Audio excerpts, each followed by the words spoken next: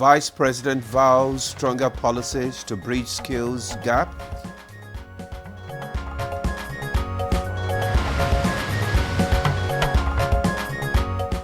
"16 inmates escape Cafe prison, 7 recaptured swiftly." Fatal accident on Enugu-Port Harcourt Expressway claims lives.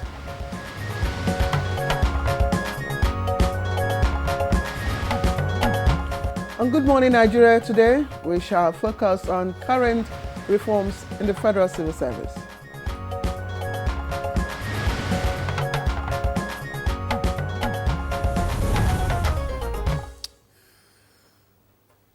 This August, the Nigerian Civil Service is pressing forward with reforms to boost efficiency, effectiveness, and citizen-focused delivery. Absolutely. Now, these reforms are guided by the Federal Civil Service Strategy and Implementation Plan, FCSSIP, and it's aligned with the SDGs, that's Sustainable Development Goals, and now in its FCSSIP 25 phase. The focus areas include capacity building, performance management, digitalization, and staff welfare. And it's all about putting the right people in the right places and, of course, in their right roles, as well as ensuring that the system responds to public needs.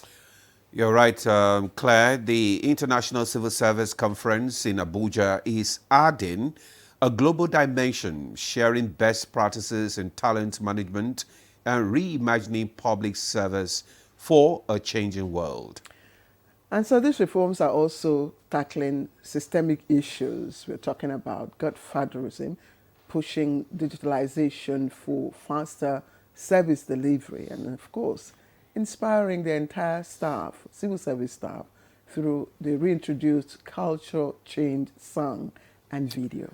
Well, the aim is stronger institutions and better accountability. Staff welfare remains central through the Federal Integrated Staff Housing, the IPPIS HR payroll system, online record update, and the self-assessment tool for ministries, departments, and agencies. So much.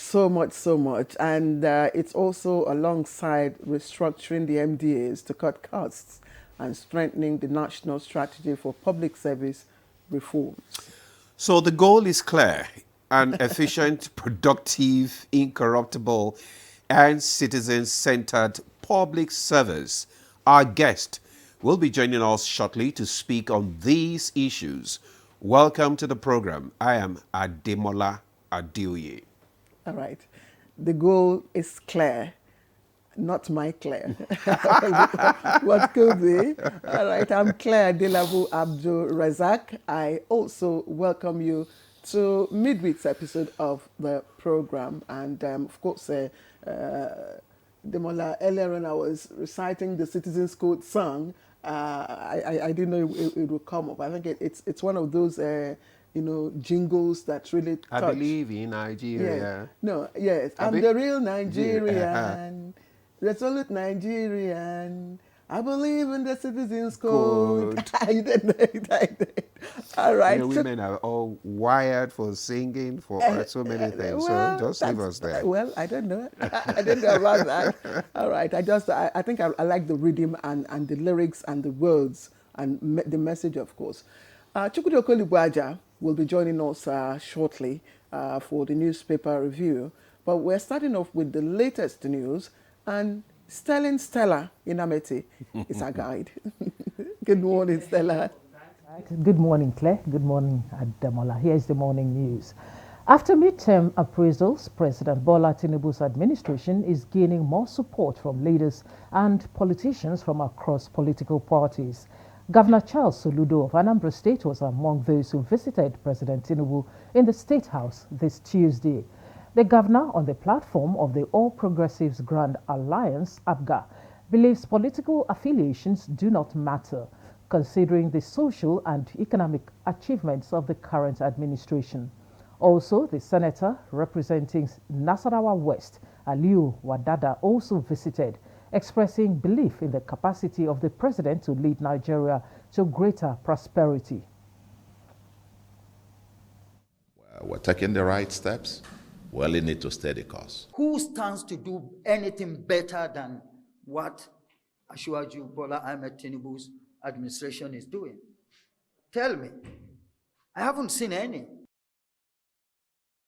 Federal government will continue to initiate policies in bridging the skills gap and accelerate industrial transformation in the country. Vice President Kashim Shettima reaffirms this commitment at the 2025 National Industrial Manpower Summit in Abuja.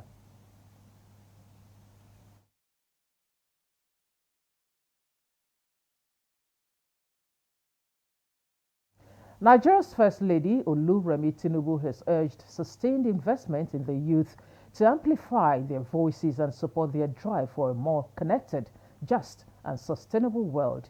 In her message marking International Youth Day 2025, themed Youth Advancing Multilateral Cooperation Through Technology and Partnerships, she celebrated Nigerian youths as not just leaders of tomorrow, but active problem solvers today, using digital tools and strategic partnerships to foster dialogue and address global challenges in technology, economic inequality, climate change, and healthcare.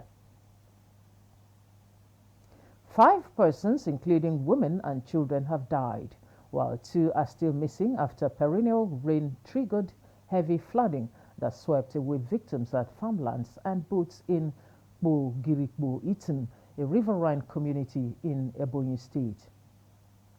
Also, a fatal accident occurred along Enugu-Port Harcourt Expressway in Umuahia, Abia State capital, involving a passenger vehicle headed to Enugu and reportedly caused by burst tires and overloading. Eyewitnesses, many too shocked to speak, confirmed that kind persons assisted in evacuating victims from the scene, while the exact casualty figure was yet to be confirmed at the time of reporting. Previous accidents on this highway have been linked to factors such as brake failure and reckless driving. The Federal Road Safety Corps continues to warn against overloading and urges regular vehicle maintenance, especially among commercial drivers, to prevent such tragedies. Meanwhile, the Nigeria Police Force has received a formal petition from the Nigeria Civil Aviation Authority over an alleged incident involving Mr. Wasiu Ayinde Marshall, popularly known as Kwam 1, accused of unruly behavior that reportedly obstructed the safe operation of an aircraft in violation of the Nigerian Civil Aviation Regulations 2023 during a 5th August 2025 incident at Nnamdi Azikiwe International Airport, Abuja.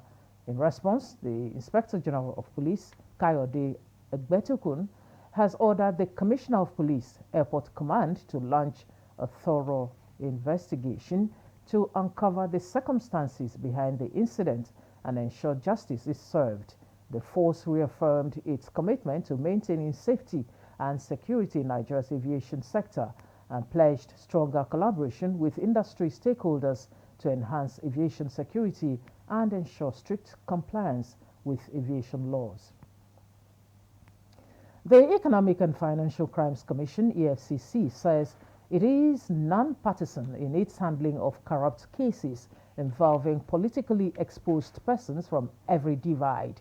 A statement from the head of media and publicity of the commission says the claims that it is targeting members of opposition parties came as a root shock and unwarranted blame game meant to distract it from carrying out its mandate, as every corruption allegation deserves to be investigated and there is no constraint of time and season in criminal investigations. The Commission confirmed that available records in court show that several political figures of all divides, including members of the ruling party, are answering counts of alleged economic and financial crimes and other acts of corruption. The Nigerian Correctional Service says 16 inmates escaped from the Medium Security Custodial Center, KEFI, in Nasarawa State early Tuesday. A statement from the Service Public Relations Officer, Umar Abubakar, explains that the inmates broke security and attacked personnel on duty, injuring 5 officers, 2 of them seriously injured. Those 7 of the escapees have been recaptured. The Controller General of Corrections, Sylvester Nwakuche, has ordered a full investigation and a search operation in collaboration with other security agencies. And that's the news for now. Good Morning Nigeria continues shortly with Claire and Adamola after the break.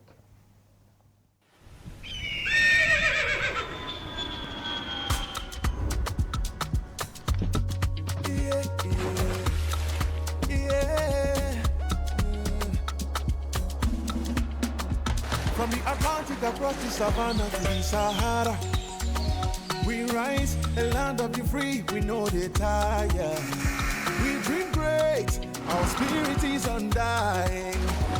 Resilient, rooted like palm tree, we sway in colors, with undying demand. We make solutions, we ignite passion, yeah. Ethnicity is unique, we are more than just a nation. We are Nigeria, we are Nigeria, strengthening unity. We know they carry lives.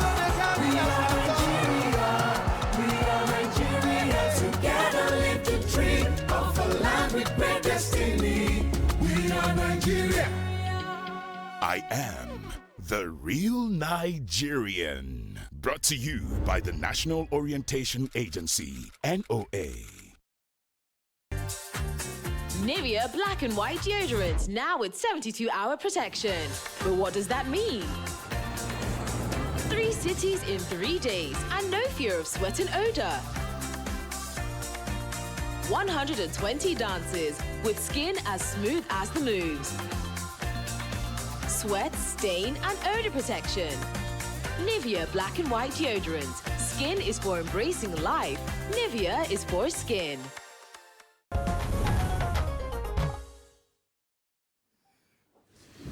All right, welcome back to Good Morning Nigeria. We do apologize for that slight hitch. Should I call that hitch? Well, anyway. Yes. And Demola, you're too relaxed this morning. What's it? Well, the weather, and Chooks is here, so I have to relax. If not, I will receive some fire from him. Fire for fire. You are assassinating my bad character. Yeah, we see now. We have not properly launched Chukwudi. I don't know. Anyway, let's take the thing for the newspaper review. We'll be right back to welcome Chukwudi properly.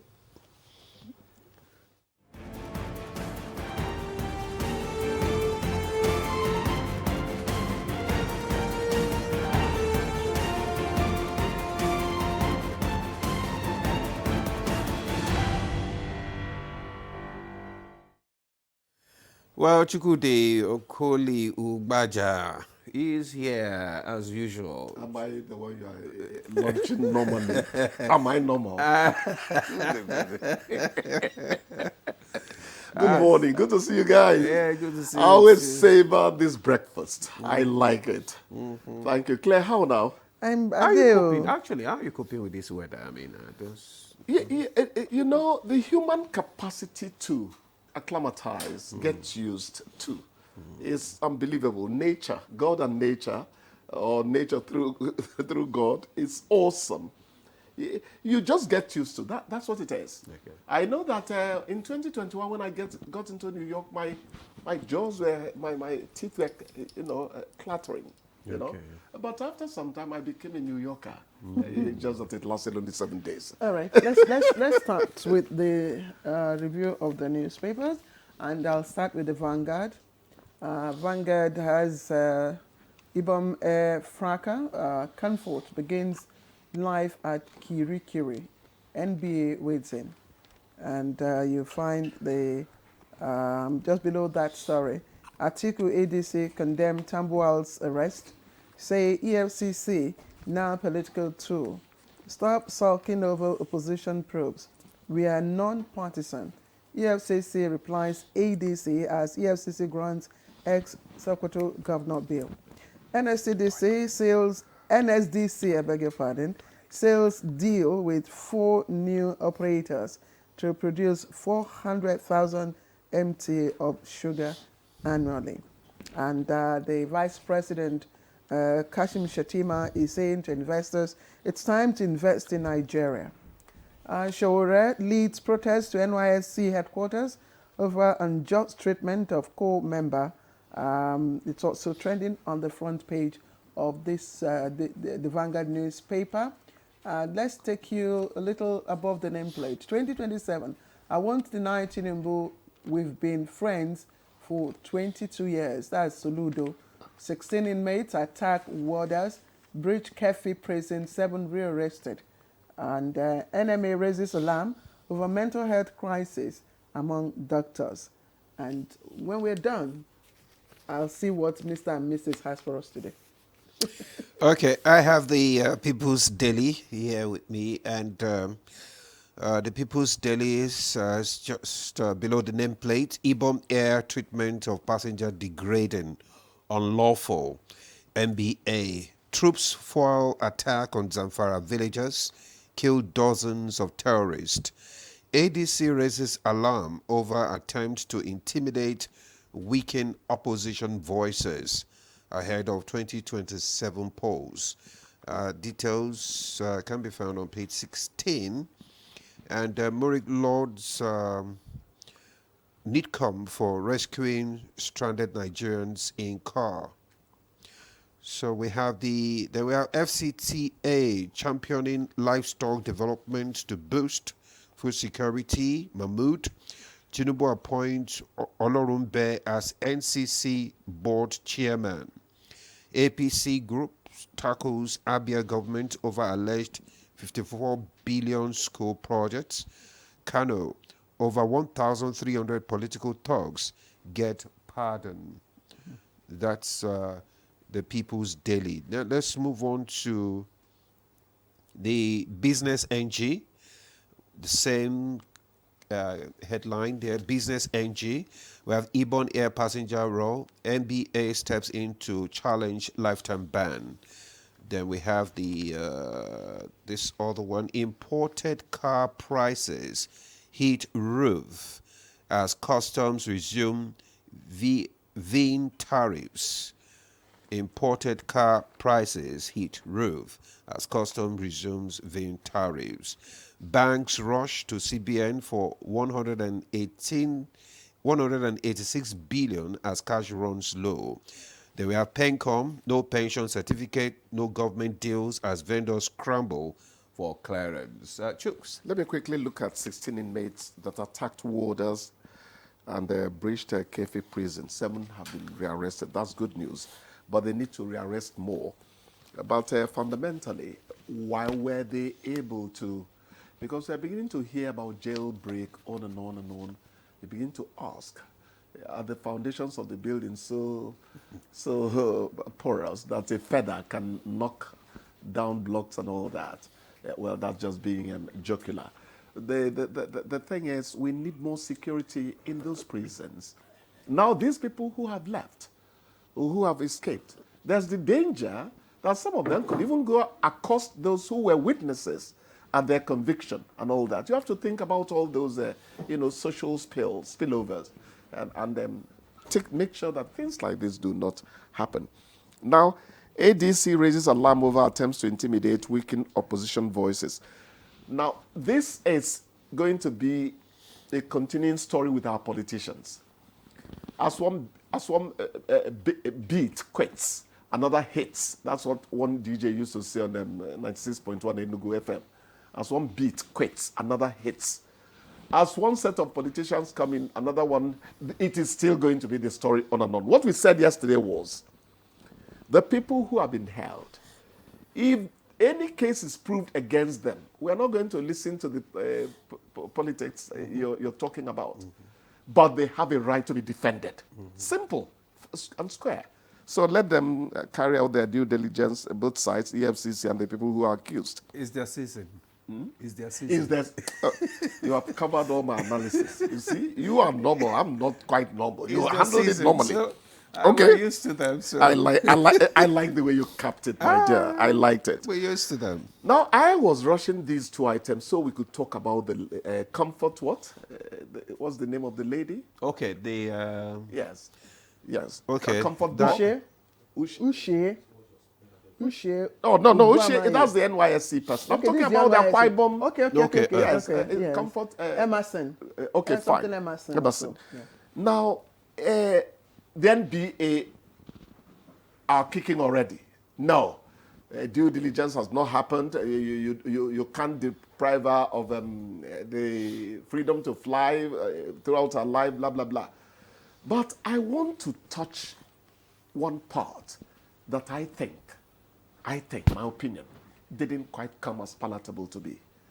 Did that woman's bosom have to be exposed in that fracas? The video I saw, it was as if the lower part of her, what do you call the one you put up there? Skirt and blouse? Which one is skirt?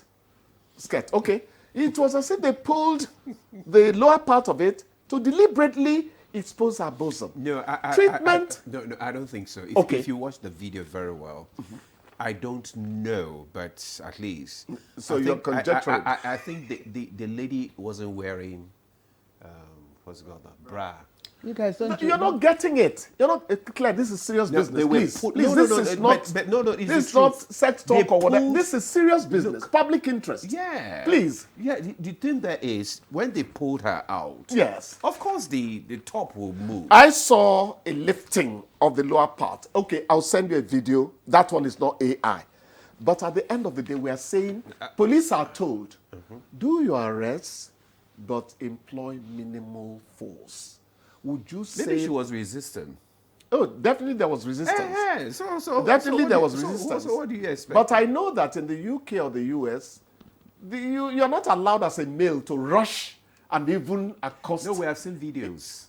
We have seen videos in the US. Who- that the similar things. whose side are you on this man? The similar things have happened. Okay, I think we have your seen intervention videos. is necessary at this the point. the bottom line Yes. is, So- the bottom line is, even those who recorded her, and sent it out, you understand, are the ones we should hold responsible. Claire, bless you. Yes. They should Yes. have made sure that they had a security man blocking the Blocking videoing of that. exactly. Claire, that's a good one. Exactly. So that Yes. yes. The other part. It's indecent exposure. Yes. The second leg to that incident is the ban, the life Life ban.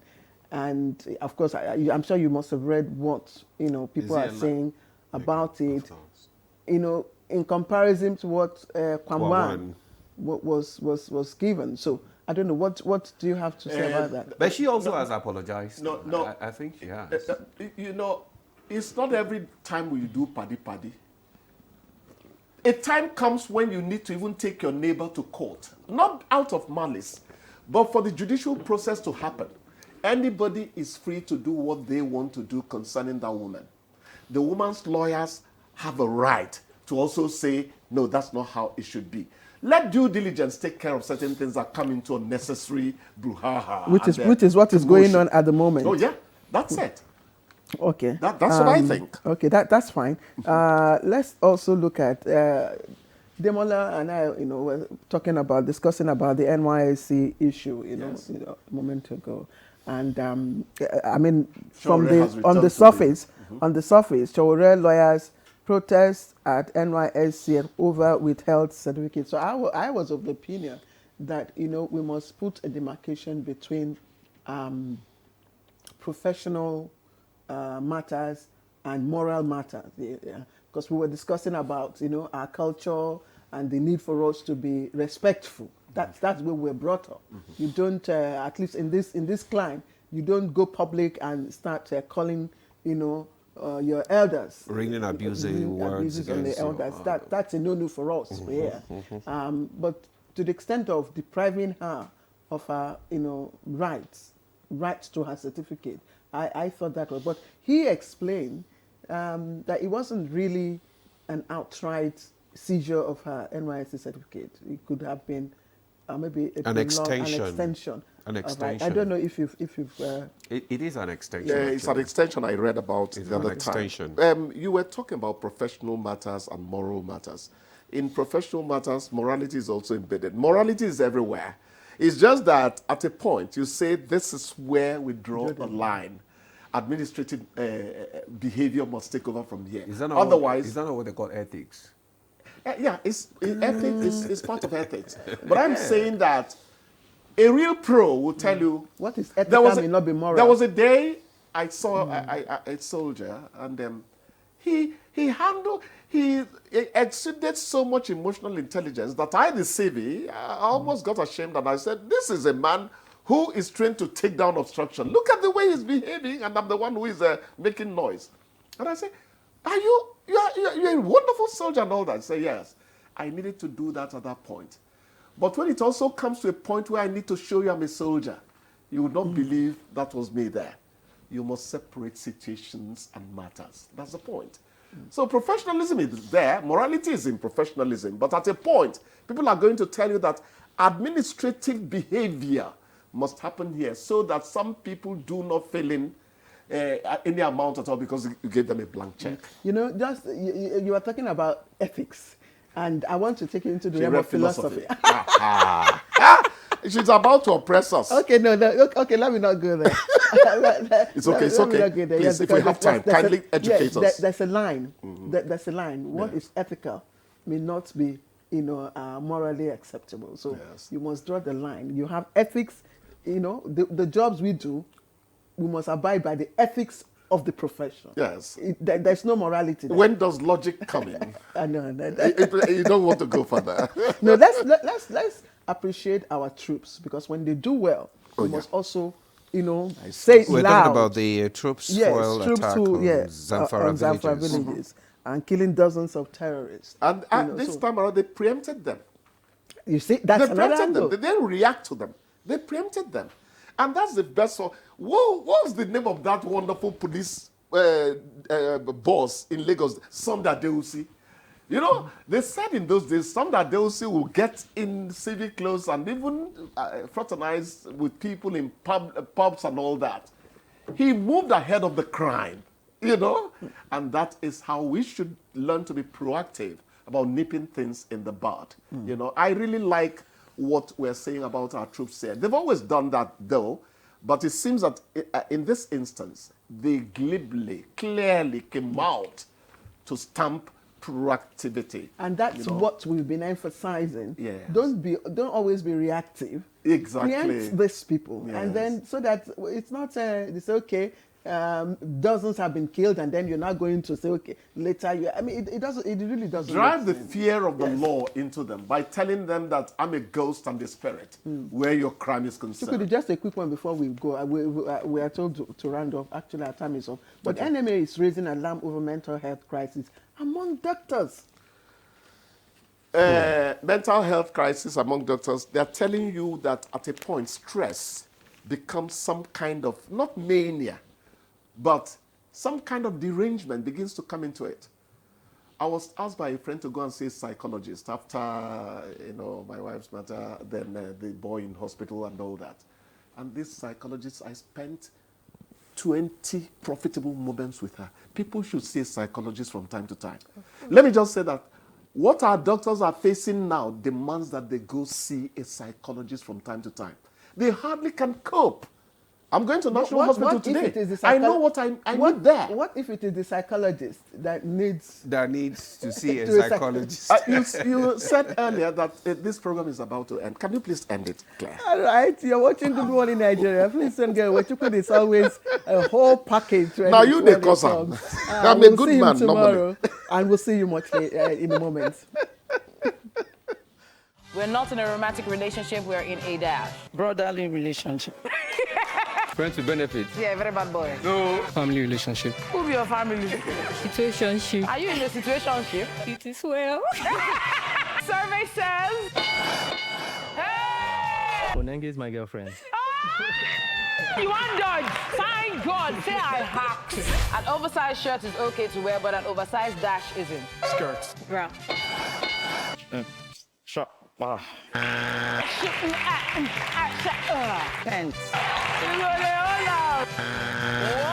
Name something you add to your text to make them more interesting. Emojis. Stickers, pictures. The way my back at the breathing, at the yara.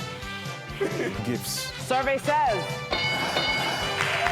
My birthday.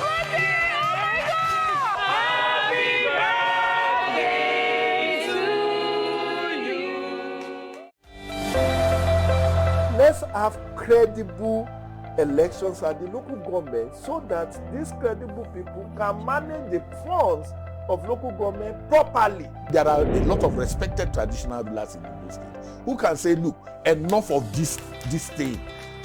Mr. Governor, welcome. Thank you for coming. When you win, what will you do? I was the first woman that mobilized women within the local government to form the National Council of Women Society by creating awareness in women that they must serve, they must be part of what is happening within their community. If you stop expenditure on infrastructure, how do you now attract investments? The state governors, the presidency, that the federal government and the local government are all waiting for revenue from crude oil. Every state has something peculiar. So the emphasis now, if your local government has something peculiar to that particular local government, the emphasis should be keep producing that particular product. We need to do three things. Prevent the ability of the terrorist groups to generate funding, their ability to recruit, and then their ability to access weapons. The traditional ruler gives me a title.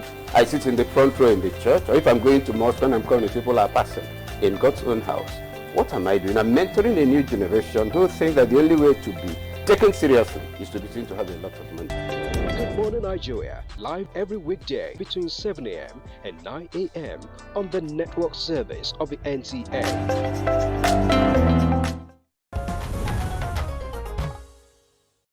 Thanks for staying with us. This is still Good Morning Nigeria on the network service of the NTA. Today we'll give some attention to the latest development in the civil service reform. Let's begin with a background report by Oyeyemi Ajayi. Civil servants are the heartbeat of governance, the engine room that keeps the nation running. They are not just another part of the society. Their role is central to our growth and development. And just like with any engine, when it's not working properly, things start to go wrong. In this case, it can lead to questionable practices and inefficiencies, problems that need to be tackled headlong. And that's why the call for a more effective reform in the civil service has never been louder. Civil service reform simply means taking deliberate steps to improve how the government civil service operates, making it more efficient, more effective and better equipped to deliver quality public services. It's about boosting capacity, ensuring accountability and making the system more responsive to the needs of citizens. Over the years, there have been notable efforts to make the civil service more productive and people-friendly. Initiatives like the Federal Integrated Staff Housing FISH program, the Treasury Single Account TSA, and the Federal Civil Service Strategy and Implementation Plan, as well as Servicom, a service delivery program focused on raising public service standards, are all part of this push for change. Experts agree that successful reforms can transform the public service into a system that's efficient, effective, and accountable. But the big question is, will these reforms truly have the power to change the system for better? That's what our guests will be talking about shortly. Obviously, and it affects all of us. Don't forget, you can be part of our conversation. We will have the numbers displayed already. It's there, 081-696-88126, and that will be much later as we progress into our conversation. But let me start our introduction this morning, and I'll begin with the Permanent Secretary, Service Policies and Strategies Office. That's in the Office of the Head of the Civil Service of the Federation, Dr. Deborah Odo. We are glad to have you. And I must say, Demola, we're beginning to see permanent secretaries, come out to speak. And I'm sure this part of the reform is going on. Thank you, ma'am. Thank you very much. Good morning. So glad to be here. Yes, ma'am. We also have President Association of Senior Civil Servants of Nigeria and Acting President, Joint National Public Service Negotiating Council, Comrade Shehu Mohammed. Thank you very much for joining us. It's my pleasure to be here. Thank you. Okay. Also, in the studio with us this morning is the Senior Technical Advisor, Governance Reforms, Technology and Innovation Office of the, is it Chief of Staff now? Head of Civil Service, Dr. Gideon Adogbo. You are welcome to the studio. Good morning. Thank you for having me. All right. We also have in the studio with us Deputy Director, ICT, Federal Ministry of Health and Social Welfare Service, WISE, Ambassador Hajia Ramatu Onoiza Bello. You're welcome to Good Morning Nigeria. Thank you for having me. Good morning, Nigeria. Okay. Claire. All right. Thank you. I hope you're not doing this because the permanent secretary is here. No, you're not allowing me to go first. Ladies first. All right, thank you. So let's. I mean, it's only proper we start with the PAMSEC, and I'm just wondering. I know when this administration came in, there was a vision of turning our economy into a $1 trillion dollar economy by 2030. And I'm just wondering if you could put into context and perspective the nexus between, the civil service and the realization of that vision. Thank you. Just like we said in the intro, the civil service truly is the engine of government. And what we have done in the civil service is to have a plan that ensures that we are able to contribute maximally towards accelerated national development. So we have a federal civil service strategy and implementation plan that has key priorities, and all of those priorities align with our national development plan, and more importantly, with the renewed hope agenda that the president is implementing. Our priorities cover capability building and talent management. It covers strengthening and institutionalizing a modern performance management system. We are also strengthening our integrated payroll and personnel information system, the human resource aspect of it. We are innovating all the time. And so innovation and institutionalizing innovation across the service is also a priority for us. Digitalization in all aspects, and you hear more about that as we go along, is also a priority in our plan. And then the last, but certainly not the least, is staff welfare. And so we're focusing a lot on staff welfare. So we have a workforce that's able to deliver. Our vision is to have a world-class service, a world-class civil service that's professional, that is efficient, productive, incorruptible, and citizen-centered. But we are not a revenue generating. So how does this translate into financial resources for the country? So it's about service delivery.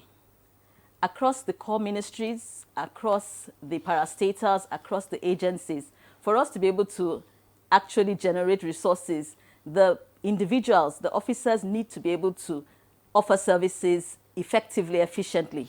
So whichever sector you're in, whether it's education, whether it's health, across board, what we want is for every civil servant, every public servant to be able to offer their service in a way that ensures that whatever it is, whether it's the tax reform, whether it's any financial aspect, whatever is done in the ports, everywhere, whatever is done efficiently, and we can actually achieve our goal. Okay, thank you very much for that. Everything that is done has to align with government goals and programs. Let's bring in Comrade Shehu Mohammed now. You being the president of the Joint National Public Service and Negotiating Council, can you just tell us, in brief, some of the challenges the civil service, is facing and how these reforms aims to address them? No. Thank you very much once again.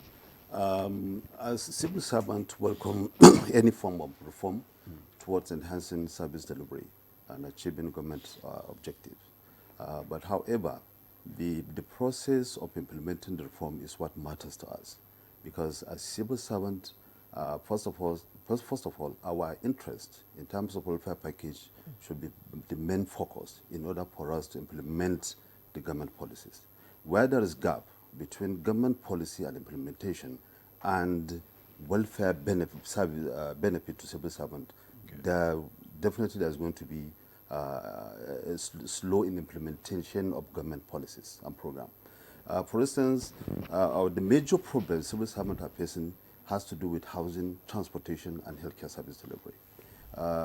If this aspect of the welfare is given more attention by the government, definitely all form of policies that government formulated will definitely be implemented within seamlessly without any action. But where there is this gap, civil servants are facing, having it very difficult to house themselves and their family, are finding it very difficult to transport themselves from their houses to the office and come back. Definitely is going to cause a slow in the implementation of policies. So I think when the policy is aligned with this issue of welfare to civil servant, the better for us, the better for the best implementation of government policies. I'm just wondering, at what you feel should be the first step, for this whole reform plans. What should be the first step? Because you talked about some of these challenges. Yes, because there's a whole lot that the office of the head of the civil service of the Federation is doing in terms of reforms. But what should be a priority step? Well, I think both can be taken at a time, at the same time, because the policy can be rolled out, and then the welfare package also can be looked into. The implementation of policies of government has to do with one, the aspect of training, which is very part of the reform, and then the welfare package of civil servant. Because where there's no capacity building to implement the policies, definitely there's going to be a gap.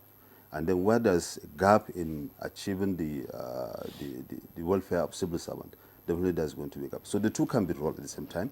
While the policy is being rolled out for implementation, the welfare aspect of civil servant, especially as it affects the housing and transportation aspect of it, be looked into with a view of improving the present situation the civil service are facing. You agree with me when you talk of like the minimum wage. You're talking of 70,000 naira minimum wage, and by now the economic realities has already eroded the value of the 70,000 naira minimum wage, because based on the high cost of living, average civil servant receiving 70,000 naira will have to pay 30,000 naira for electricity, we have to pay a certain amount for transportation. At the end of the day, the much concentration needed to implement government's policy will not be there for the civil servant to put in their best. So so as a comrade, how are your people, responding to these reforms? Well, as civil servants, we ensure that yes, we follow the process and procedures towards implementing the policies, and at the same time we engage the relevant authorities to make sure that focus is being given to welfare of civil servants, because definitely achievement of this implementation of these policies will not be attained without vis-a-vis taking the welfare of civil servants along with the policy implementation. Okay. Thank you very much, Comrade. Let's bring in Senior Technical Advisor, Dr. Gideon, now to this conversation. You are in charge of technology and innovation. Can you just tell us, how do you think technology and digitalization can be leveraged on to enhance the delivery to public service? Thank you. Great question. Yes, technology is very important, and technology really is an enabler. And when we talk about technology, we're just talking about another way, a better way of doing something. So, and technology can be in anything. It could be in music, it could be in anything. So, but when we talk about ICTs, like information technology, to drive this, for service delivery, like PS rightly talked about earlier, whatever you do, technology being an enabler can accelerate, it can make it faster, it can make it better. And digitalization as one of the core pillars of the reforms, which is very important. The reform is people-centric and then system also. So if you look at the 6 reforms she talked about, the capability building, performance management, using HR module of IPs, it's all about the people. It's all about the capability of building the civil servant and also the welfare component. The technology component is just 2 things there, the digitalization and then the part of IPPIs. Innovation is also about the civil servant. So in doing all this, how do you enable it? You need technology to enable it. And today we use technology in everything that we do, whether in the way we communicate with people, in whatever we do. So for civil service to deliver the services to the citizens, they need to use technology. And that's where digitalization is coming in to ensure that all work processes are digitalized, that you can take the advantage of that technology, leverage it to be able to deliver the same services you would have delivered before, but in a faster. But what's the digital literacy rate of the workforce, of the civil service workforce, to also, drive, the digitalization process? Great question. So I know that people, first time when they hear about digital literacy or they talk about technology, hardware and all that, the first thing, do you have laptops, do you have computers, do you have all of that? But I believe that you should meet people where they are. Where are people right now? How do people communicate? How do people handle things? Almost everybody is using a device, the phone. The cell phone is everywhere. People use, some have smartphones, some may not have smartphones. So meet them where they are. So going by that, you use the technologies that are available, leverage that to deliver. So if you ask an average civil servant, does he have digital literacy? Can he use a phone? If you can use a phone, then use that to make the work done. Because almost everybody will do your banking services using your phone. Whether you're spiritual, whatever, everybody is using his phone to do that. So from that level, you can build on it. If it's now to write the memo, how do you write the memo? What should you use? Then you can move to other tools. For digital literacy, people know that technology is a great enabler. So you build on top of that. Then part of the capability building skills is what we call the Smart P program, which is a structured mandatory training for civil servants. And part of that training, digital skills is part of it as a mandatory training. But beyond that, a whole lot of training is going on across the service, partnering with other technology support services like NITDA to do training for civil servants, and many other opportunities are coming up. And then I know people take a lot of courses online. It could be on WhatsApp, it could be on YouTube. So all these are channels to improve the digital literacy. You encourage them to take up all these courses, or you make it mandatory for the civil servants to take these courses? Yes, there's a structured part of the being mandatory, but there is also the conversation of continuous learning, because you should be a lifelong learner. That should be the culture, and that's part of the things that looking at. There are new initiatives coming on that to encourage you to learn every day, learn something new, and just continue learning. Is there, and because this is a very critical aspect in this whole reform process, and if you know the generation of workforce that we have, of course, the older generation, the new workforce now. The new workforce. Well, we're beginning to transition into the digital new workforce, but you still have the manual driven. So I'm just wondering, do you have a transition plan, or are you taking this whole thing in a rush? Is there a phased plan for this transition to digital process? Yeah, thank you. It's important that you have raised a very important question, and it's about inclusivity. And this reform is very people-centric, and we consider everyone. You can't use technology to divide people. Technology should be an enabler, and it must carry everybody along, and that transition happens. Yesterday, we deal with data because the reforms is completely data-driven. We use data to back it up. Yesterday, we had a public service live with head of the civil service of the Federation. And part of the polls we ran and people that were online, a whole lot of people, how do they communicate? They use WhatsApp. they use their email. That's live from public servants, what they use, the technologies they use.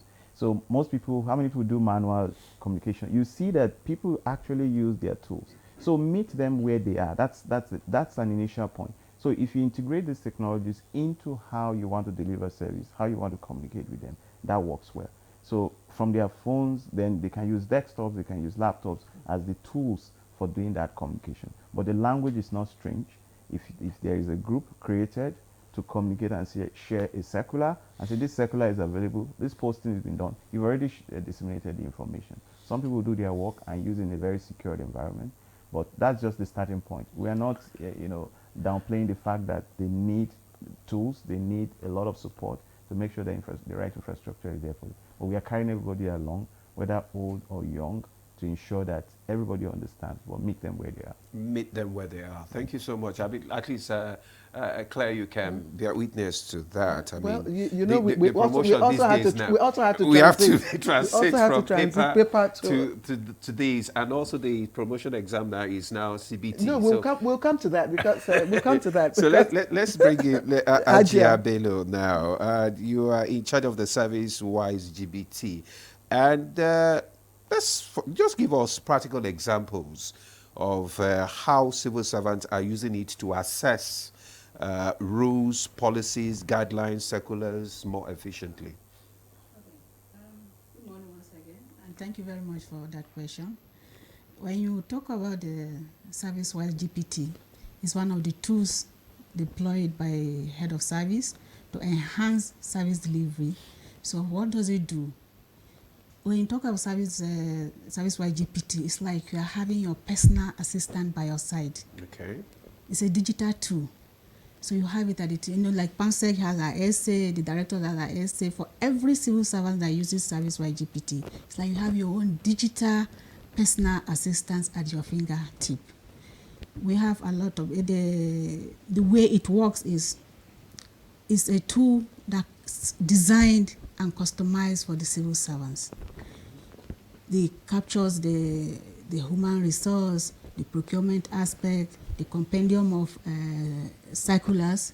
So it's like all in one. Before the introduction of service-wise GPT, it takes time, hours, like just to write a memo and quote the right reference circular that's relevant to that memo.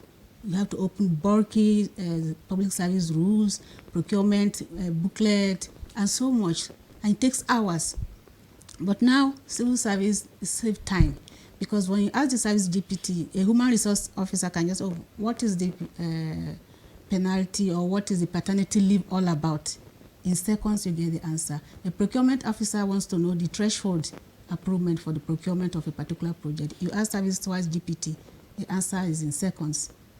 So this has made workforce to be faster. You save time because you have your policy document, you have your circulars, you have everything, the public service rule, all in one space.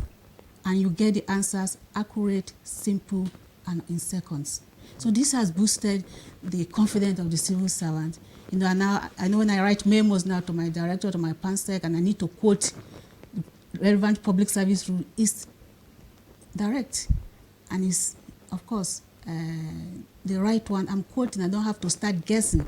So that has really helped. You see, when you ask a civil servant and go, give me a memo on this, write a report on the last training you attended, they don't they're not jittery. They're just jittery because they know that, with service-wise GPT, I ask in seconds, I get my response, get it together, and you submit. So this has really improved service delivery in public sector. We are really embracing, and we are just so grateful for this innovation. You know what it takes for you to start opening bulky books to just get one rule from the public service booklet. So it has really greatly helped the way we do our work. The confidence is there. The clarity is so simple to use. You don't have to be a tech savvy to use the service-wise GPT. But is it made available to all the civil servants at all levels and apart from the core, those in the core ministries? It is open to everybody. Just go on to the website, www.ohcsf. So to download the app or something? It's not an app. It's It's what? just web enabled. Just web enabled? Yes. So when you go to the website www.ohcsf.gov.ng/servicewise, it takes you up straight to the interface. You sign up and you start using it. It's that simple. You know, like that. It's really, you may think it's simple. It's really not that simple, because that's a very critical question that Demola asked.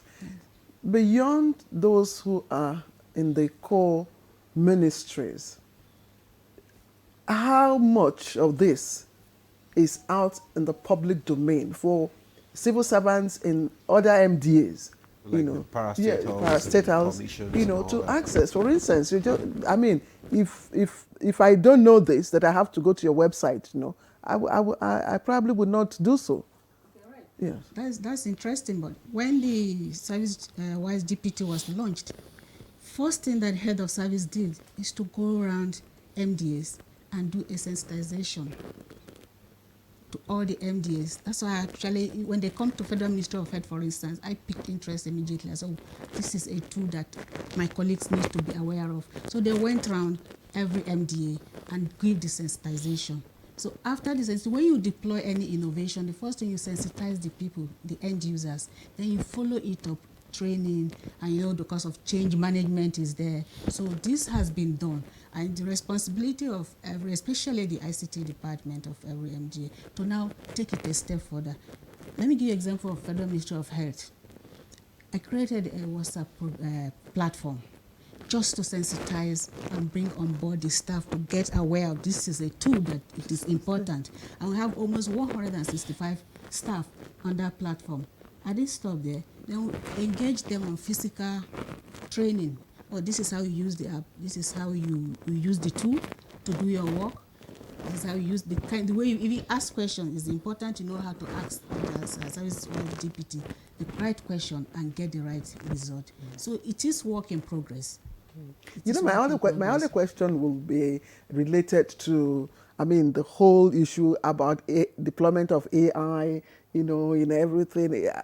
Some people just, put in their questions into AI. AI generates a response and it's copied and all that.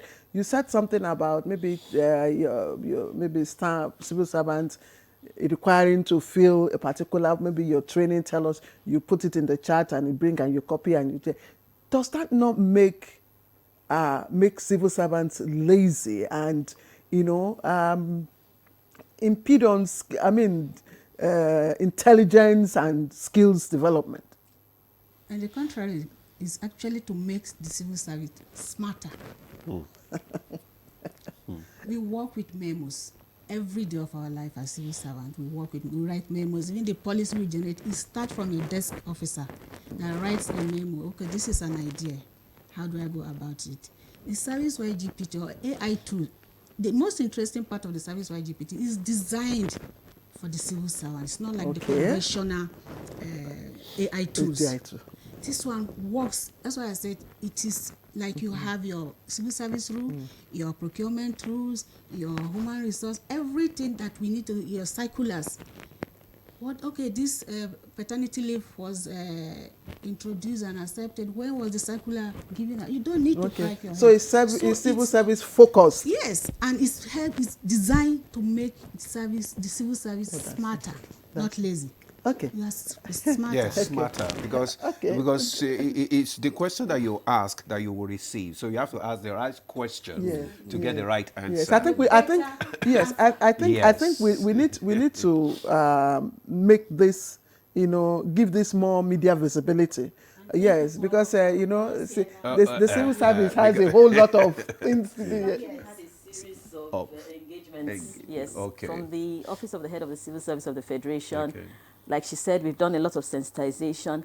And just yesterday, as Dr. Gideon had said, we had a 3rd edition of Public Service Live with the Head of the Civil Service of the Federation. So the Head of the Civil Service of the Federation, Mrs. Didi Esther Wilson-Jack, ONMNI, had started this, and it's quarterly. And it's online, and it's open to all public servants. And the turnout has been very encouraging. So a lot of people actually are eager to know about things that could make their work faster, smarter, and they've been catching on. So we've done that. Thousands of people, where I don't have the exact numbers, but we had thousands of people who logged on, and we've had some training on the AI tool, and people are using it.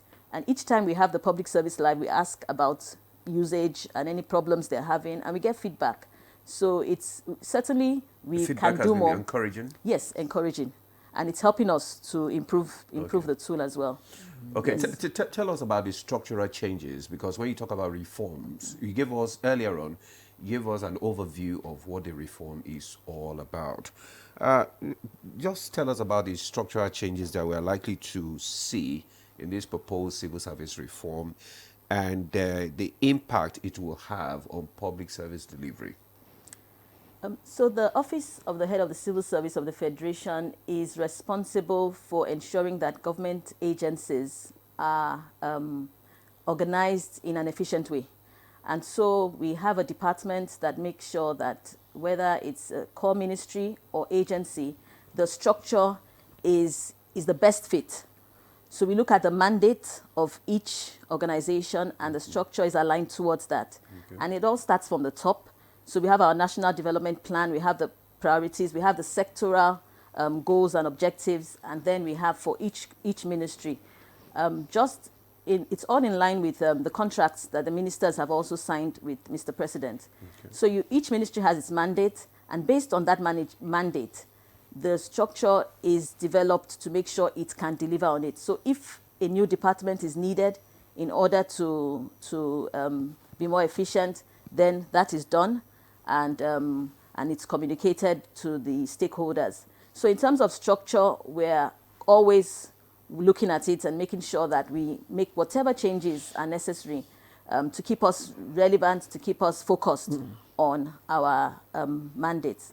But apart from the structure itself, one very major thing that's going to happen is the issue of the personnel. Okay. So if you were at the International Civil Service Conference, the first edition of the International Civil Service Conference, the president was there himself. He honored us with his presence, and we're really grateful for his support. The head of the Civil Service of the Federation. I was there too. Yes, you were there too. Thank you for facilitating. Yes. And one of the things the president mentioned during his speech is the fact that we're going to have a personnel audit and skill gap analysis across the Federal Civil Service. That is kicking off this month, August. Okay. And so we're going to be looking at all the core ministries, looking at the mandates again, and then checking the staff and making sure that we have the staff we need, and they're actually doing what they should do. So like I said, it's not just the personnel audit, it's also the skills gap analysis. Right. And at the end of it, we'll have data about where the gaps are, what's working well, what's not working well, and what we need to do to be able to fill in those gaps. And we have the support of the president to be able to take that to a logical conclusion, whereby after we identify the gaps, we're able to fill them in, and certainly we would have a more efficient workforce that's ready to deliver on all the objectives. Fantastic, and we're actually looking forward to that. But because again, you've talked about processes, to make delivery efficient and effective. But let us also look at what affects, the civil servant. And I want you to talk to us about what is being done in terms of merit and performance of the civil servant. Sometimes, we hear recruitment is done, and we only see new people. The process is not seldom transparent according to people. And then this constant verification exercise, it makes some. We in the media. We have. I don't want to say we have this. We're always on the go, So is there a database so that of the personnel, so that you don't continuously do this verification exercise, and then people know that when recruitment is happening, it is transparent, and everybody is recruited based on merit and not patronage, one kind of patronage or that? So the reforms actually started some years ago, and I must acknowledge the fact that we've had quality leadership, consistent leadership supporting the reforms in the civil service as well as from the presidency. And so in 2017, when the first plan was developed, it ended in 2020, and then we had a new plan. We've had 3 heads of services so far, and each one has continued to implement this plan. And our current head of the Civil Service of the Federation, Mrs. Wilson-Jack, has actually, in the last 1 year in office, put all efforts into accelerating implementation of this current plan. One of the pillars of the plan is the integrated payroll and personnel information system. And the plan is focusing on strengthening and improving the human resource module of it. And already we've been able to record success. So over the years, with implementation of this, we've been able to identify and weed out ghost workers, thousands of them. We also do have the database. And so we do have a database with all our staff, government workers are on that database. So we have that. However, the verification periodically is necessary just to make sure that because we already identify human beings would always try to do the wrong thing, and so always try to beat the system. Yes, so we do have checks and balances in place to make sure that we're able to identify those quickly and deal with them appropriately. So in terms of recruitment, we work with the Federal Civil Service Commission. So for the Federal Civil Service Commission is responsible for recruitment. What they are doing right now, already the process for the next recruitment has started. It's been advertised online. People have registered. There's been a screening. And so those who have passed the first stage of screening have received information regarding that. And there's going to be... Sorry to interject. This online screening, does it have the public buy-in? Do people actually believe in it? Because the stories you hear is I don't mind them. They don't recruit the people they want to recruit. They just say, honestly, that's the conversation you'll hear. Bad news tends to travel faster. And people are really keen on hearing negative stories. That's why you need to assure us. Yes. So we do have success stories in the civil service. We do have many examples in the core service and in agencies where you can see the process play out, where you'd have the advertisement, where you have the first level, second level of screening, you have the test done.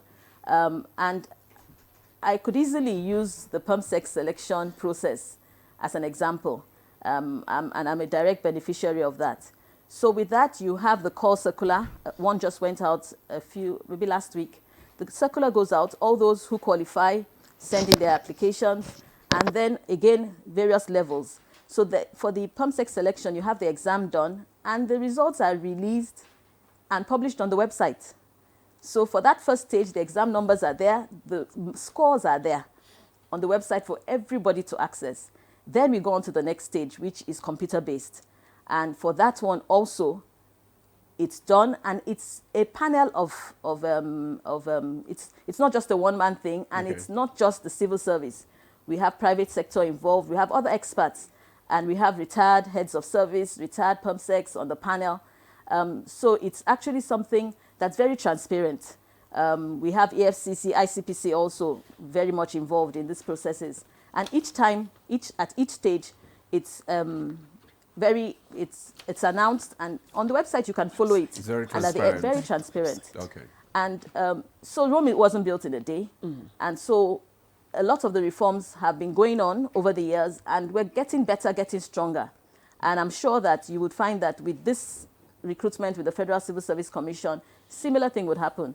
We've done the first stage. They would have the exams, computer-based exams, and then the results will be released, and then we go on to the next stage. So with the interviews, with everything, the results are there for everyone to see, and the patronage may not be removed 100% overnight, but certainly it will be minimal. Okay. Just give me a moment. Okay.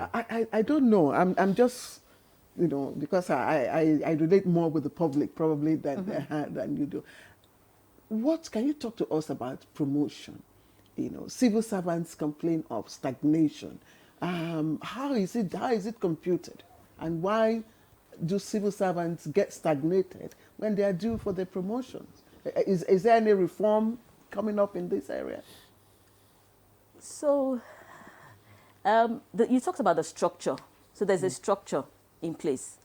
You have units, you have divisions, you have departments. And for instance, the number of departments would determine to a large extent the number of directors that you can have. The number of special offices that you have, would also determine a number of those things. So what most people, as they rise, initially you would not hear complaints about vacancies because it's at that level. But then as you go higher, certainly the number of spaces for assistant director or deputy director or director, because of the structure, would be limited. It won't be as many as the people who are applying. So what the system would do is make sure that we have the process whereby we get the best, and we get those who come out of the process. So we do have the Civil Service Commission, again, is responsible for level 15 to 17 exams, and then they've delegated that responsibility to core ministries for more junior staff. So that's done within the ministries. So for each stage, it's all about knowing your public service rules. Okay. If you're a professional, also being able to demonstrate that you have the capacity to be able to move on to the next level. One of the things that we are doing now that will help change things tremendously is the modern performance management system. Mm-hmm. So that also has already started. Is that the PMS? That's the PMS. Yes, that's the PMS. So for the next exams for directorate level, for instance, instead of using only APA, because APA has been phased out, APA was the annual performance evaluation report. Yeah. And like the name implies, it was annual, which was a major problem. But now with the PMS, staff you have the monthly reports, reviews, and then you have the quarterly appraisals.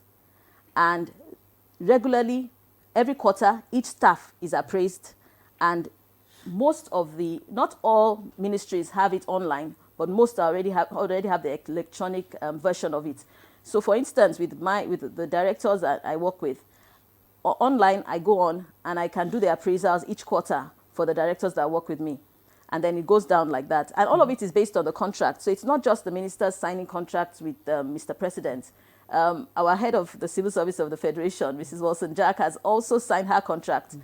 And as permanent secretaries, we've signed ours with her. Mm-hmm. And down the line like that, the directors have signed theirs. And so everybody eventually knows exactly what they should be doing, that it contributes to, one, the head of service objectives, okay, but then also to the general civil service and to national development. And what the PMS system does is that at the quarterly, with the quarterly appraisals, with the monthly reviews, you're making sure that you're focused, you're in line, and corrections can be made faster instead of waiting for the whole year. Okay. So it's certainly a more efficient way of identifying who is working, who is producing, who is adding value, and eventually we will be moving towards using that more for determining who is promoted. Mm. But right now, we still, so instead of the APA, we're replacing that aspect. APA had 20% or so of the scores, of the total scores for promotion. Mm-hmm. So we're replacing that, and gradually we will keep moving on so that eventually those who are working will be the ones who will be promoted. Okay, thank you so much, Pamsek. We have some questions here. Some of our viewers have sent comments and questions which they would like you to respond to.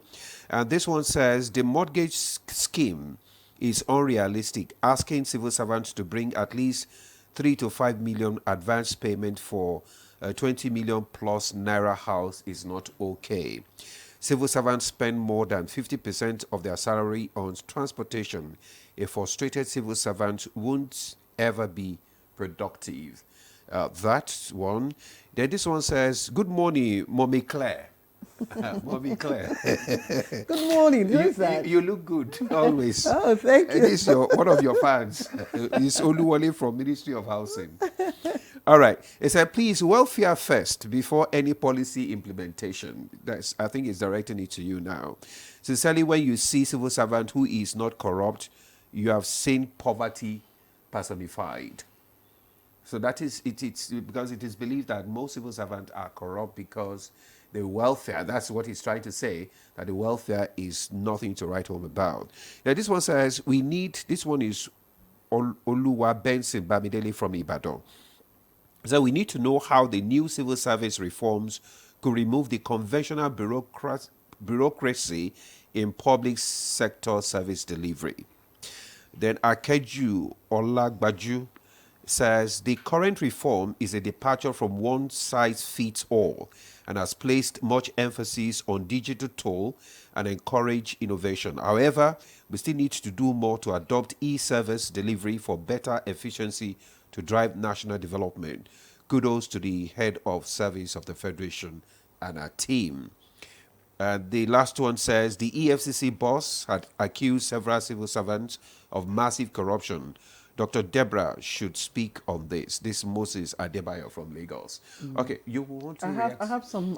Maybe let them react to this. Okay. And then they can react so that we don't lob up all the questions. Hands up. All right. Good. Thank you, and thanks for the questions and some comments.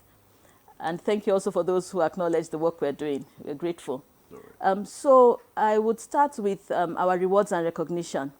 In June, we recognized civil servants who had distinguished themselves. And it has been done annually before now.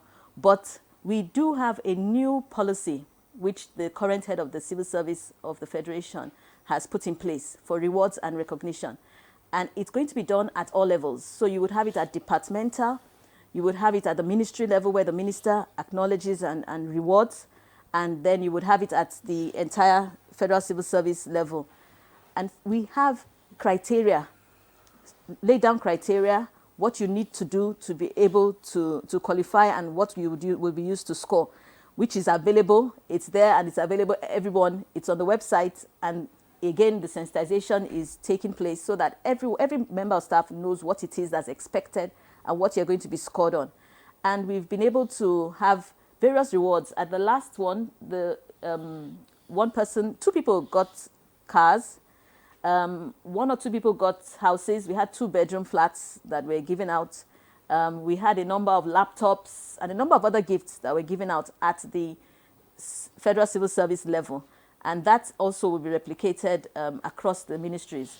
But then in terms of everyone else, we do have the FISH program, the Federal Integrated Staff Housing Program, domiciled in the Office of the Head of the Civil Service of the Federation. And a number of civil servants have been able to access houses through that. I do know people who have houses. And we have one estate in Gwagwalada. We have across the city, and I think it's they're talking staff about that the affordability now. So for the fish houses, those are affordable, and it's civil servants level 12, level 10, 14 are able to, and you're able to pay monthly from your salary. For general mortgages and for the general housing system, I do know that that's a bit more expensive. But in terms of the civil service, we are making efforts to ensure that we're able to get the best deal for civil servants. So even with the federal government, the Staff Housing Loans Board, they also are prioritizing, ensuring that civil servants, because the service is open to all public servants actually, and making sure that civil servants actually are able to benefit from that.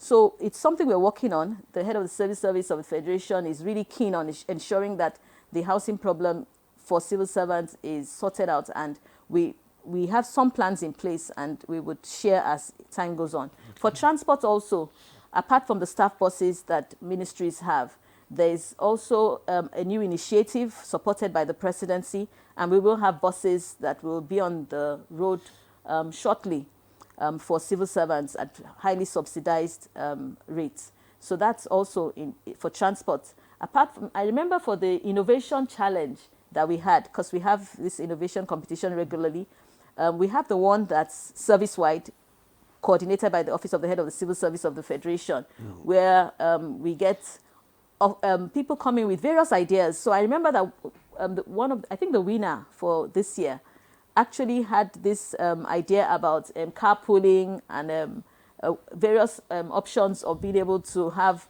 more affordable transportation for various levels of staff. So that's also being done, and we expect that before too long, there'll be there'll be less pain. So all right, more incentives for civil servants.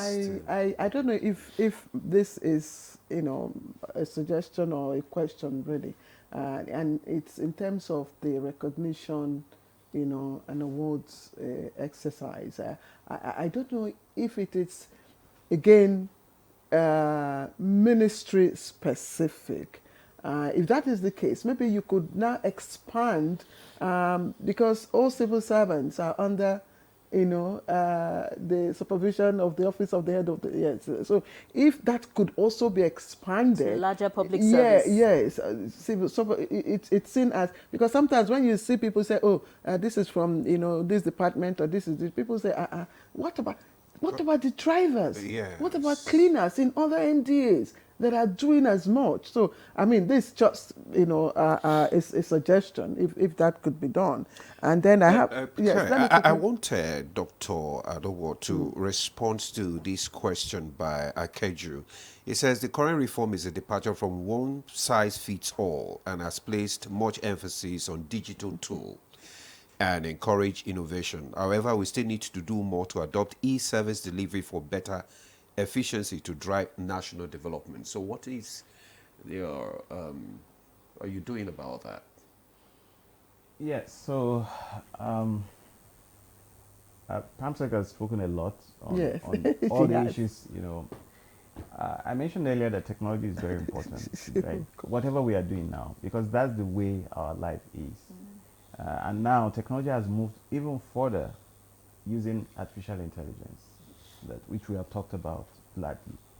So public service, civil service, it's part of the system, and the system has moved on to using technology to run itself. So if you're going to operate in this new environment, you must use what technology or what system is being used. So you can't be outside it. If you're outside it, you're behind. So the issue of emphasis on digital tools, technology, it's really key. At a point we want technology, you shouldn't even be talking about the technology because you're just talking about service delivery. It's just an enabler. It's not the technology that is the emphasis. It's actually the real service you have to deliver. I mentioned earlier that the entire reforms, because we've been in this for years, like Pamsek rightly said, from 2017, is people-centric. It's about building human capacity. It's about building human capital. That's what it's all about. And I will emphasize again, and when, civil servants or public servants, this reform is for civil service, but it's for the entire public service, actually. It covers the entire public service. The capability building, all the pillars affect the entire public service and not just the civil service. And when I say it's about the civil servants to do their work, capability building, for example, it's about building the capacity and the talent management of the civil servant because it's about the people. You talk about performance management, institutionalizing performance management. It's also about the civil servant or the public servant. And what does it mean? It's not about saying, oh, we want to punish you. Yes, there's consequence management component. But the issue is about how can we help you? We want to be able to see your performance and know how we help you. In the new performance management system, it has performance improvement plan. It has all those things, and which ensures that if you're not delivering where you're not hitting your target, how can we help you? That's why those quarterly reviews are very important. You have dialogue, and then you have your appraisals happening so that the conversation is on, and we know how you can meet. So it's about helping that civil servant, public servant to deliver their work. Honestly, filling those PMS is quite laborious. Anyway, so the innovation she meant, yes, it's a process. After a while, it should go away and it becomes just part of the process because we all do it. Like I say, you do performance management in your homes. If you have somebody working for you, so make sure the plates are clean. And make sure this place is swept. And those are targets you send, and you send your KPI. We do this every time. So even the innovation Piers just mentioned, it's about the public servant. It's about the civil servant. How can we reward you for that creativity? And somebody mentioned earlier about bureaucracy. That helped to turn the bureaucracy around. Okay. Because by the time, when we started innovation way back, it was against the system, where you form a team that the team lead is not a director. A director is a member of a team being led by a lower officer because the idea is from this lower officer. That changed the narrative completely. That was how those teams that won the event. And now, it's not just about delivering the work for government. We're also thinking about you. How can we help you to be a better person so that when you innovate, whether you're in service or out of service, you can use this innovation. Commercial, I hope you're taking all this because yes, just one more before I take the comments that have come. This whole technology thing, does it also eliminate this manual memo carrying one file to the other when you want to send a query or to civil servant A, I mean, the whole world will know that you are given, in other climes, you just send it, it's a personal one-on-one communication. Does it also include that kind of reform? Great question, and thank you very much for bringing that question. And Piers, spoke to that earlier about the structure. Okay, the structure as it is about organizational design. When you design an organization, there are people level 8, level 10, up to the top, whether it's the head of the civil service or the federation. There is a workflow process, and there is a way, using the workflow, there is a way, whether it's a file, there is a way instructions move, there is a way you communicate. Ordinarily, in the manual process, it's not allowing you for confidentiality, it's not allowing so many things to happen. But technology as an enabler helps to strengthen those things. So when you now have digitalization and you now have, for example, the enterprise content management system, which we are using for digitalization, it helps to strengthen that, to ensure that whoever is sending a memo from one person to another, it's only between you. We can see what WhatsApp has done, isn't it? WhatsApp technology talk about encryption, yes, encryption, end-to-end encryption. That means that even the technology provider that is transmitting that content cannot.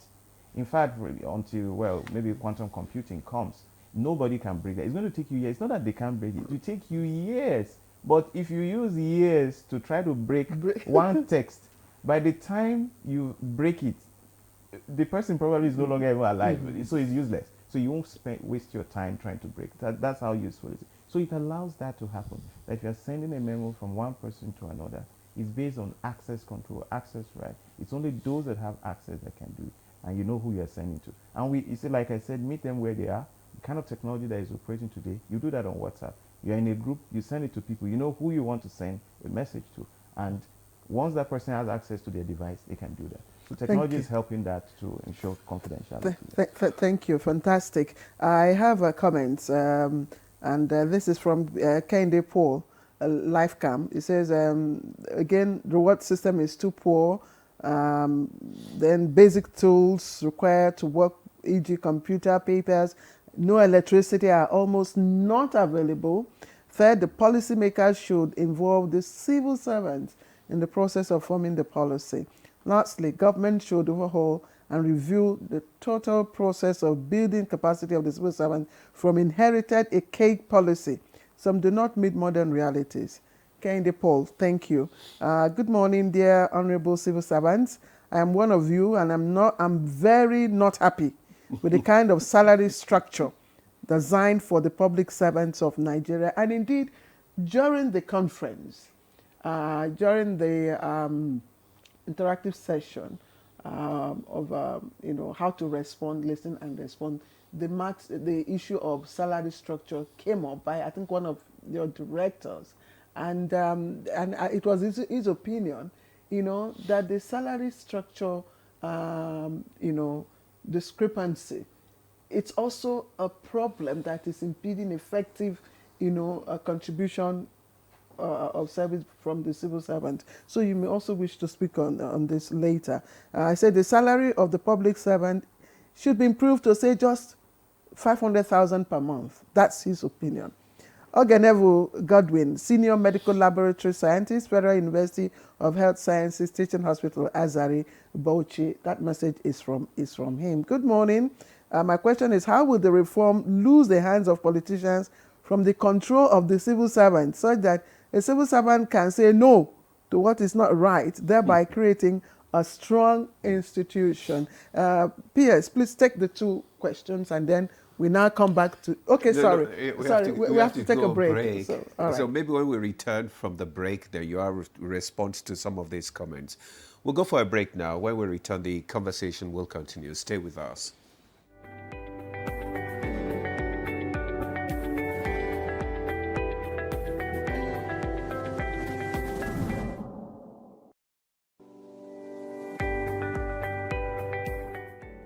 Food security is national security. And where there is hunger, then the insecurity in that particular country will continue to remain. And so it is in everybody's interest, not just the government interest, but the private sector as well, to ensure that we have a very good agricultural policy that drives sustainable growth and then progress, of course, in its implementation. One of the things that we were doing and we stopped doing as a country is the operations of the storage facilities, the storage infrastructure, all the way to logistics, talking about farm mechanization, the vehicles that we need. The feeder routes, the construction of the feeder routes. The feeder routes are so called because they are not A-trunk roads. They are farmstead roads.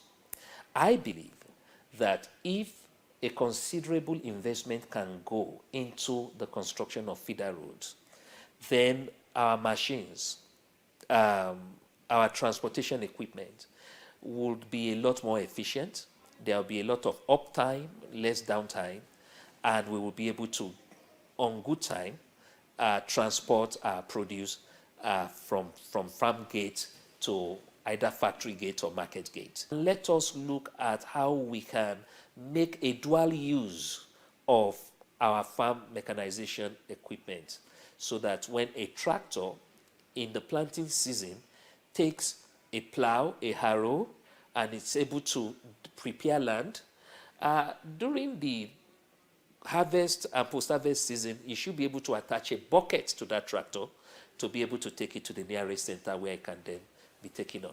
These are short and medium-term measures that we can take to boost productivity. We need to ensure that agriculture is practiced in the most acceptable and modern way possible.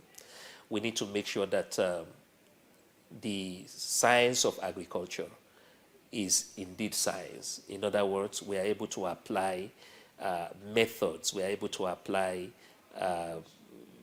resources into grain agriculture, so that when we are fully migrated away from hoes and cutlasses and all of these menial tasks, which, by the way, have formed some impression in the mind of these young people, they would then be able to see how enjoyable and how profitable agriculture can be. We've seen a lot of digitization of the sector. There is digitization of agriculture today. We have precision agriculture. We also have climate smart agriculture.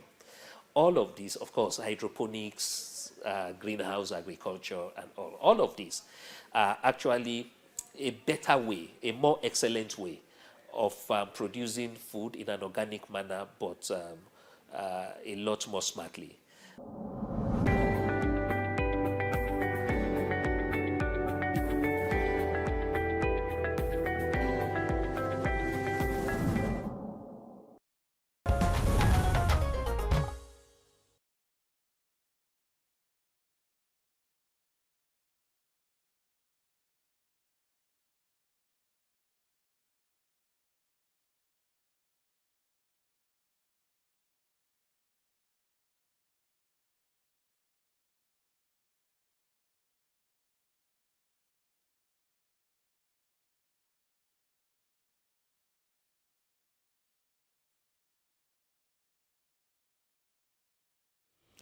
All right, welcome back. It's been a very, very interesting and enlightening conversation. I think this is the first time we are having this conversation, and maybe on any TV network, and it's quite enriching.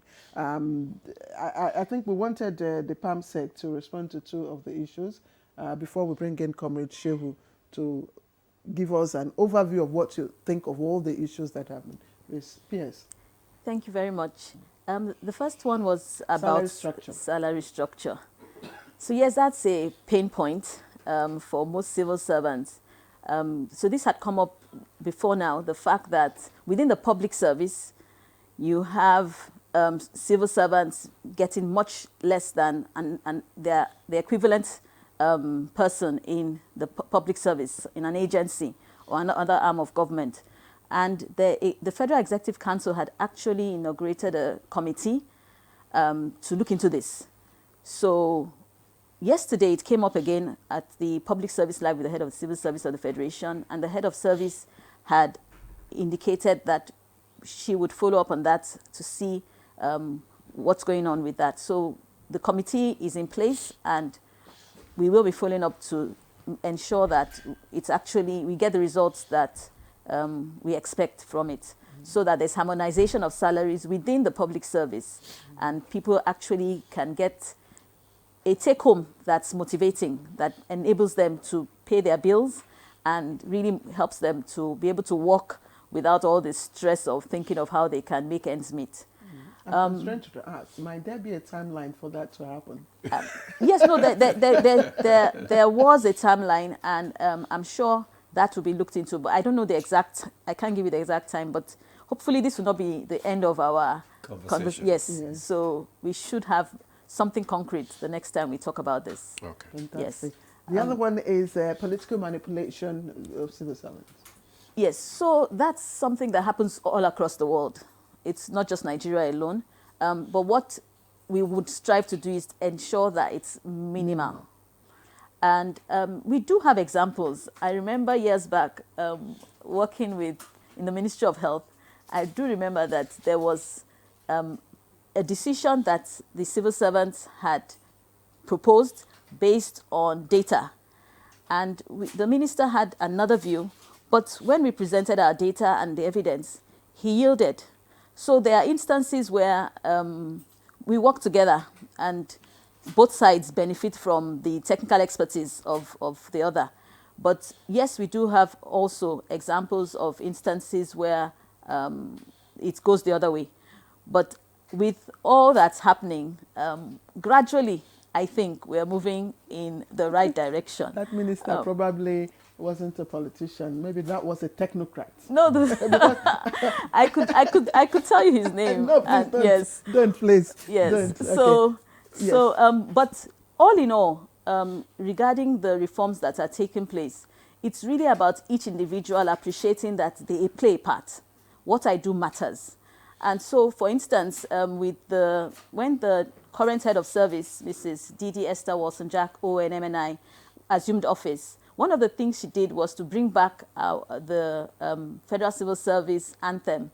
Yes, the cultural change song. Yes, so we have a song that is truly inspirational. The wordings, at our office, we play it regularly. It's in the lifts. And I really must acknowledge the support we are getting from the Nigerian Television Authority. It's being played on NTA 24. Yes. And so with the song, it says that it talks about our mission, it talks about our vision, it talks about how we are building a system that must stand the test of time. It talks about where there's drive, where there's inspiration, where there's partnership, then obviously the sky is not even the limit. We would go beyond that. It talks about reward. It talks about being able to give your best. So the lyrics are lyrics that are truly, truly inspirational. And so it's all about culture change and every person understanding their role, and the fact that once we all have the right attitude and we're all committed to making things work, a step at a time, at least we are in the right direction. We are moving, Yes. well. Right. Now, maybe comrade. You've listened to all the issues that have been raised and the plans that the office of the head of the civil service of the Federation, have full civil servants. So in terms of the issue of digitalization and skills development, capacity development, and all of that, what do you think about it, and what do you think could be the hamstring in the process? Well, thank you. The whole reform, we believe, is towards enhancing the service delivery, and at the same time improving the lot of the civil servants. So there are reforms that are very, very sweet to throw away, but very bitter to swallow. Because when it comes to the implementation aspect of it, the civil servant, the implementers of the policy and the programs are not being adequately being catered for, especially when you look at the contemporary situation we are. The economic realities has really eroded whatever value of welfare that has been attached to civil servant. We are talking of minimum wage already now. Yes, we appreciate that we discovered that the recent minimum wage is all about 100% increase. But as we are talking today, the 70,000 naira is nowhere to be found. The value has already gone.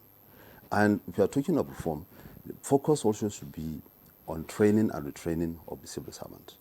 And where there is a gap in skill mismatch and the value of the training to the output of the service from the civil servant, then something is wrong. Something is missing. And what is missing is all about the welfare package of it. When you talk of housing now, because I had somebody mentioned the issue of housing, majority of Nigerian workers today deserve a housing program that will cater for their families. But you'll be surprised, just as he mentioned Federal Mortgage Bank, the moment you approach Federal Mortgage Bank for assessment, to have access to these facilities, you realize that your income cannot be able to qualify you to access such houses. So some of these policies are done in such a way that it's not going to favor directly to the civil servant. Because in building the houses, from the aspect of the Federal Mortgage Bank, one, you have to consider, if you really are building for civil servant, you have to consider what amount the civil servant is receiving at the end of the month. So that means if the 70,000 naira minimum wage, then the value of the house and whatever you're going to construct must be something that those officers in that line will be able to access. But if you build a house where you are expecting an initial commitment of 10%, and that 10% you're talking of millions, 2 million, 3 million, 5 million, then that is not for the civil servant. It goes for the highest bidder and money backs. So that is where some of the policies are very, very difficult to achieve, because if you didn't carry the economic realities as it affects the civil servant into consideration before formulating some of these policies. While formulating these policies, do they carry, you along? Yes, we push for. Do you collaborate with them? Yeah, we always push for strong engagement, not at the implementation stage, but even at the initial stage of the policy. Mm-hmm. But some of these issues, are key to achieving the implementation of these policies. Our agitation has always been on a living wage.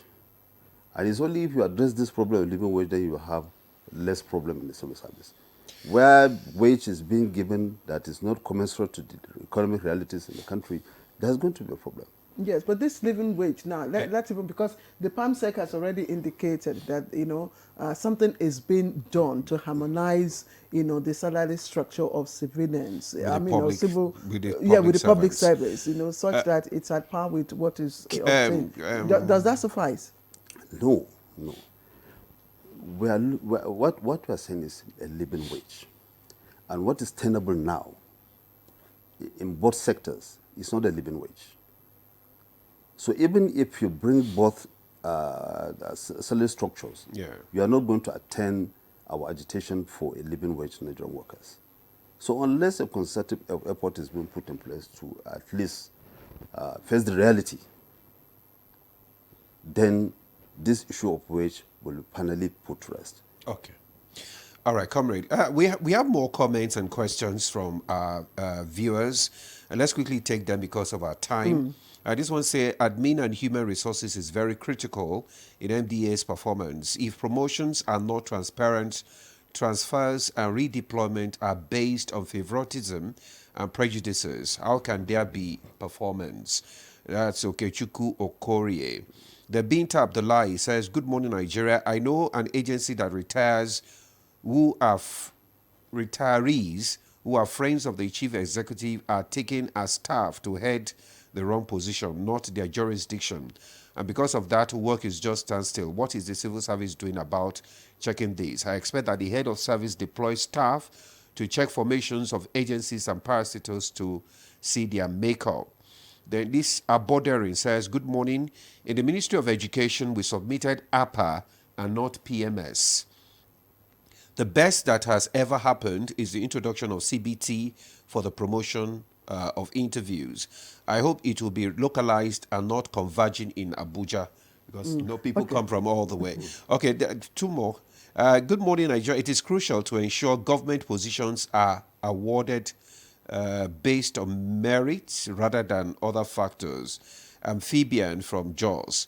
This one says, please, I want to know how the Commission is planning to address the non-recognition of some professional qualification like ICANN, ANAN in some MDAs. This is discouraging some professionals joining the civil service. Matthew Oche Agene from FCT. And this one said, good morning, my people. Please, I wish to let you know that there is no amount of remuneration you give to a civil servant that will make them uncorrupt. The only way to curb corruption in civil service, from my own opinion, is to digitalize the system. A very beautiful morning to you, my amiable PAMSEC. AJ Kalu from Abia State. Please, doctor, I plead you to look into some government agencies to know why some staff are stagnated for 7 to 9 years without promotion, while his or her mates, even or merited officers, are considered. Good morning. Existing staff are yet to be officially recognized or absorbed by newly created ministries and being disowned by the old ministry. No circular or posting letter to the staff directing them on what to do. They are always told to be patient. And this Umparuma says, good morning, ma. How can civil service reform reduce too much bottleneck in the civil service? I think that has been addressed. We have so many questions, and please, you have to bear with us. If we're unable to answer all your questions, I'm sure we'll have a part 2. I'm not sure of this conversation, but if the PAMSEC obliges us, we'll be able, and of course my producer will probably be able to. But Peter Imoge, you say, what is the Civil Service Commission doing to extend the housing reform to other states of the Federation? And Adeyinka from Kuchigoro, you say, how can civil servants access loans for houses? I don't know which of these questions. I think that's one in particular. Yes, there are so many questions here, but so maybe you can respond. Yeah, tons of questions, and we will take notes, please. Yes. We'll all right. We will just compile all the questions and then hand them to you. So I'd like to encourage people to visit our website. There's a lot of information there. One of the things that we need to do as well is to tell the story more, which is why we are here. Please, can you give us the website again so that we can, if we do have time, we can display. So it's www.ohcsf.gov.ng. A lot of information there. This Friday, we are having stakeholders and citizens engagement, which will be chaired by the head of the civil service herself. And we've invited a wide range of stakeholders, and it's open up also to citizens. So that's something that's regular, it's quarterly, and we would reach out more to ensure that we can get the voices of everyone, not just civil servants, not just public servants, but all citizens who are actually our customers. So certainly we will. The head of the Civil Service of the Federation is committed to ensuring that there's feedback regarding what we're doing, and we too can respond to whatever issues are raised. I also want to encourage that people write, because I find that Nigerians people are reluctant to document and complain about something, you know. So I don't want to be the one to be seen to be, but it's necessary so that we have the documentation and we can follow up on it. So we do have a lot of monitoring that we do from our end, and from the comments that have been raised, we would look at those things specifically, but it would also be very helpful if we can get those official reports so that we can take it up. Just to quickly say that at the Office of the Head of the Civil Service of the Federation, we're already digital, so emails, letters, we don't take hard copy letters, so but you can send your letters to registry.ohos@ohcsf.gov.ng. registry.ohos@ohcsf.gov.ng. So that goes straight to the head of the civil service, and then it will be tackled. Okay, I have just one last question, and some ministry are still using APA instead of the PMS. Okay. So for this exercise, usually you would submit 4 years of APA, but so we're going to do, I think it's 2 years of APA, and then or maybe 3 years of APA and 1 year of the PMS, but the PMS certainly is also going to be used. So for this exercise, we have a hybrid because of the transition. Yes. But subsequently, as we go forward, it will now be strictly the PMS. So yes, there's that mix right now. Just to also quickly say that the digitalization is across the Federal Civil Service. So a number of ministries are already, their work processes are already digital. For majority, they are in the process, and the head of service has given a deadline to all ministries. Okay, what in less than 60 seconds, workplace safety measures. I mean, this is something we don't get to see in civil service, environment. Is there also any reform in this area? Yes, we do have a department that handles that. And we have a number of things that we're doing, but I can see we're constrained with time. Yeah. So certainly we will find a way of letting you know, but it's one of the priorities and something we're working on. Okay. All right. Ajia Bello, in 30 seconds, just tell us more about, just 30 seconds, because we've not heard you since. Okay. Thank you very much. For this gathering, I just want to encourage all the civil servant, public servants to please embrace the use of the AI digital tool to enhance their work, because a smarter civil servant is a better Nigerian. Yes. And from our civil servant anthem, we say we are marching to greatness. So please let us all march to greatness digitally using the ServiceWise. Let us all march to greatness digitally. Thank you so much, Deputy Director, ICT, Federal Ministry of Health and Social Welfare, WISE GBT, Ambassador Hajia Ramatu Unoza Bello. Thank you so much for coming. Also, I want to thank the Senior Technical Advisor, Governance Reform, Technology and Innovation, Dr. Gideon Adogbo. Thank you so much for coming. President, Association of Senior Civil Servants of Nigeria, and Acting President, Joint National Public Service Negotiating and Council, Comrade Shehu Mohammed. Thank you for your contribution. Thank you for being here. And last but not the least, our Permanent Secretary, thank you so much. Dr. Deborah Odell, thank you so much for the insight that you have given us this morning. Thank you. It's been my pleasure. All right, and that's Good Morning Nigeria for today. We'd like to thank you and watch out for part 2 of this conversation. I am Claire Adelabu Abdulrazak. Bye-bye. And I'm Ademalade. Do have a lovely day.